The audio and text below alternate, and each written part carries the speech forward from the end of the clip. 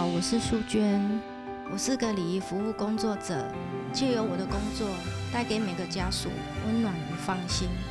这就是为什么我觉得再累也值得。每场告别式都是我的责任与任务。未来我期许着自己能更加的进步，秉持着温馨温暖的服务态度，来获得每个家属的信赖与认同。大家好，我是一个礼仪服务工作者，我叫淑娟。我今天要来跟大家分享我的工作内容跟我的经验。我为什么会接触这个行业？或许大家都会觉得很好奇，为什么你一个女孩子会来做人家觉得不愿意做的事？这种事情你能做吗？这个问题真的很好，所以我要跟大家来分享的就是说，我的开头，这个就是我的阿嬷。其实她跟我的工作，你说不了解的人会觉得说根本就没有任何关系。但是我的礼仪服务工作，也是因为由阿嬷开始的。当年因为阿嬷的离开，我很伤心、很难过、很舍不得阿嬷，因为我们的家族传统观念里面就是重男轻女。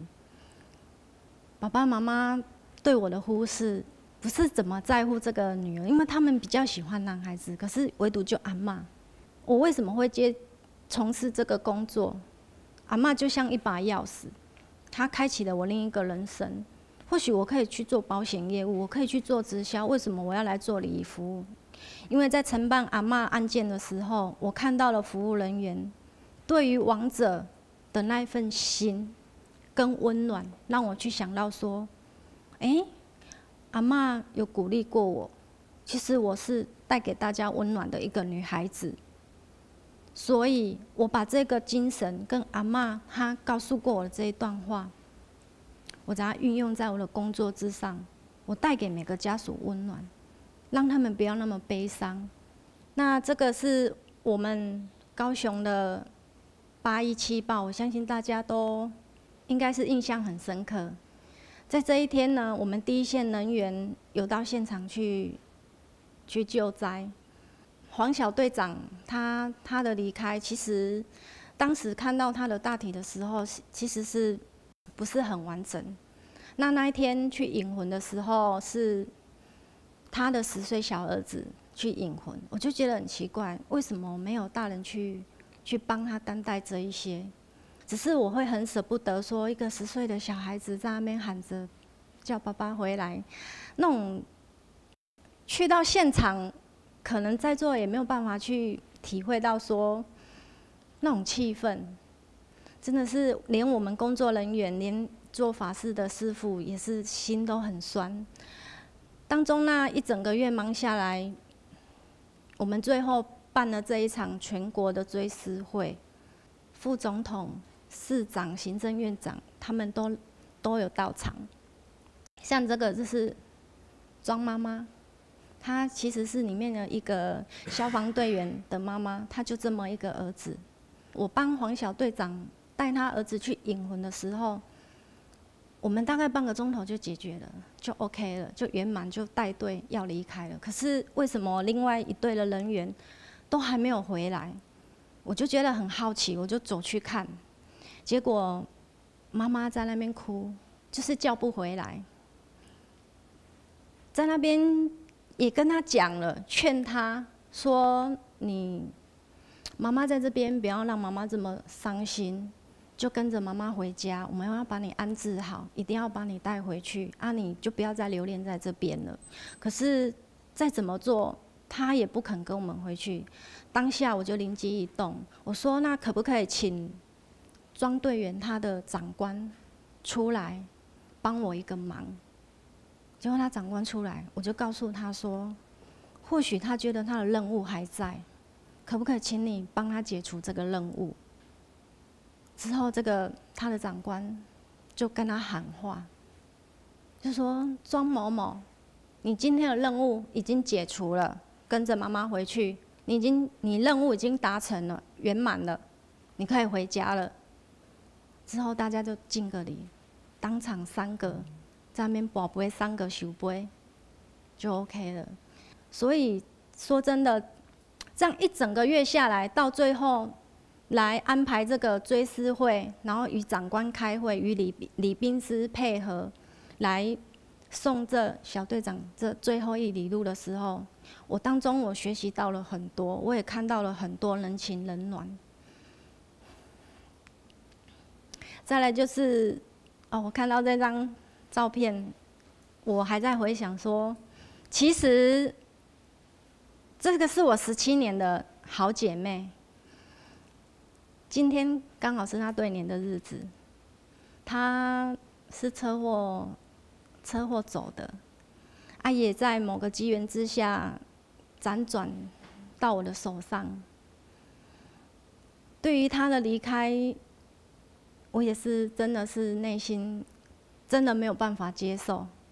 上一刻才打电话邀约说还要再来聚会，还要出来吃饭啊，喝咖啡啊。之后下一刻就有另外一个朋友打电话进来，哭着说他走了，叫我赶快过去医院去看看他。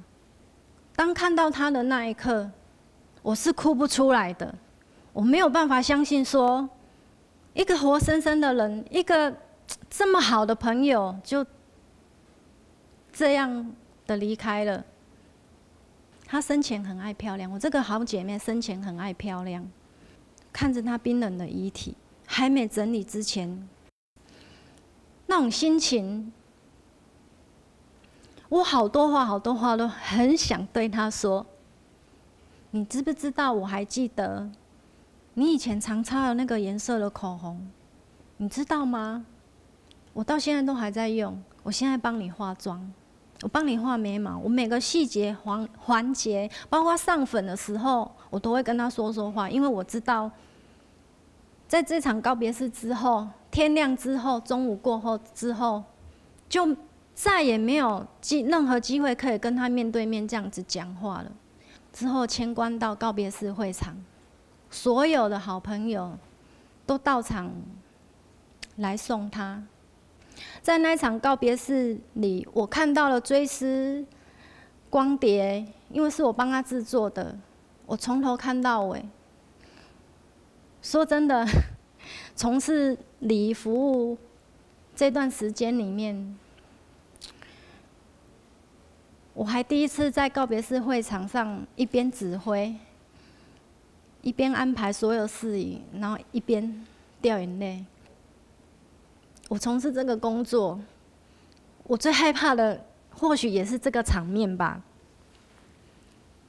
自己的好朋友在自己的手上，这一里路要怎么帮他安排？我跟大家分享我这个好姐妹的故事，我是希望说，我们面对生命，其实就像一场告白一样，有时候我们没有办法掌握。上一刻我们还很热络，或许下一刻你讲话他就再也听不见了，就像我这个朋友一样。再来就是说，我的工作并不是说每天每个案件都很顺利的在进行。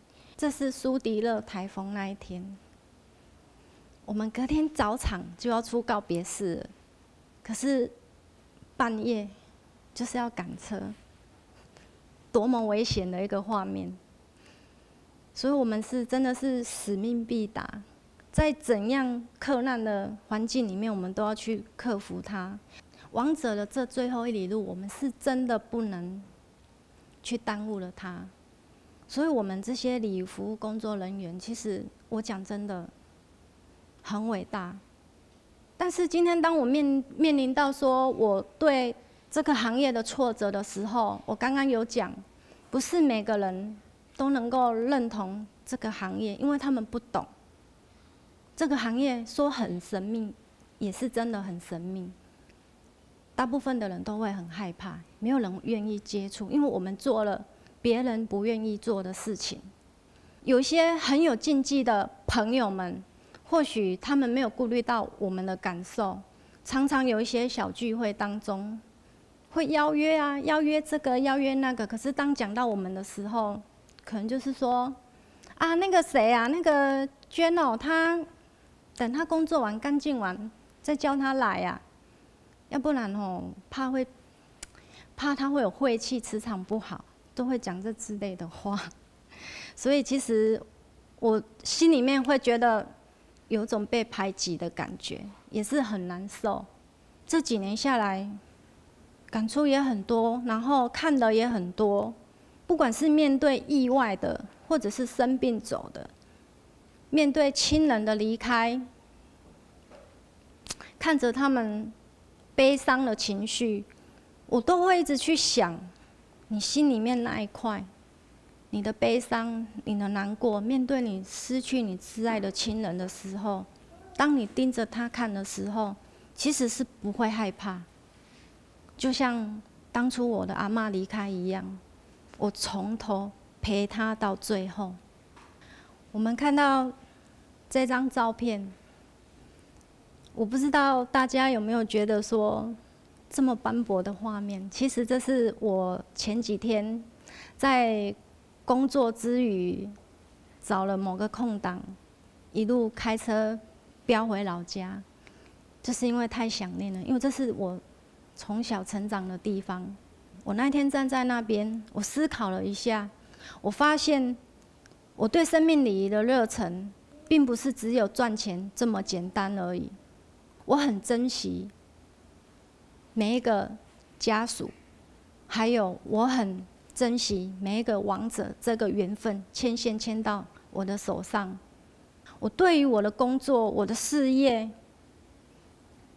我还是会再延续下去，因为我觉得我秉持着阿嬷给我的信念，她给我有很大的动力，才会造就了我今天这小小的成就。虽然成就不大，但是我希望说，我对我工作的热忱当中，我遇到需要帮忙的，我都很愿意帮忙。所以今天很高兴跟大家分享我的生命事业、生命礼仪这个工作。我希望大家能够也跟我一样，有正面的心态来面对我这神圣的工作，多给予我们礼仪服务人员一些支持与加油。谢谢。